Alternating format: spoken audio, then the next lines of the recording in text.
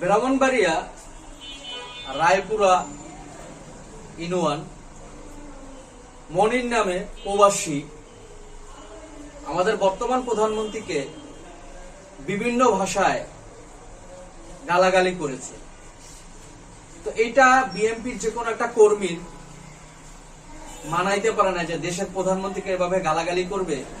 সেজন্য ওই কর্মী যাইয়া মনিরের বাবাকে খুঁজে বের করছে। খুঁজে বের করার পরে তাকে বলছে যে আপনি আপনার সন্তানকে বুঝান যে আপনার সন্তান এভাবে যেন প্রধানমন্ত্রীকে গালাগালি না করে। এইটা সে বলার কারণে আজকে দেখতেছি কিছু ইউটিউবার, কিছু ব্লগ করে সে ভিডিওরা, এরা যে বলতেছে বিএনপির কর্মী তাকে থ্রেট করেছে।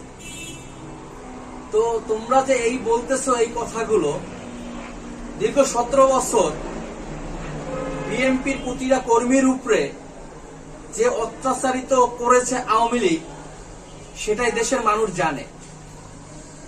বাবাকে পায় নাই, সন্তানকে বাবার জন্য ধরে নিয়ে গেছে।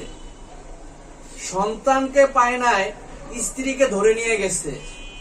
বাবার জানাজায় সন্তানকে উপস্থিত হতে দেয় না এই আওয়ামী লীগ সরকার। অথচ আওয়ামী লীগের একটা কর্মী আমার প্রধানমন্ত্রীকে গালাগালি করবে, আর তার বাবার কাছে গেলে যদি বিএনপির কর্মীদের যদি অপরাধী হয়, তাহলে 17 বছর বিএনপির কর্মীদের উপরে যে অত্যাচারিত হয়েছে সেটার বিরুদ্ধে আপনারা কেন দাঁড়ালেন না?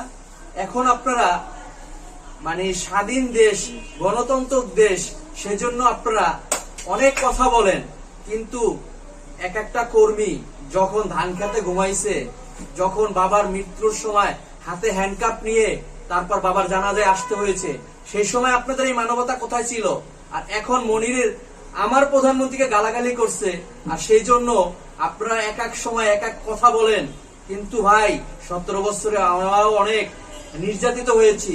তাই সাবধান হয়ে যান, সঠিক কথা বলেন এবং সঠিক পথে থাকুন। এই মনিরের বাপরে নিয়া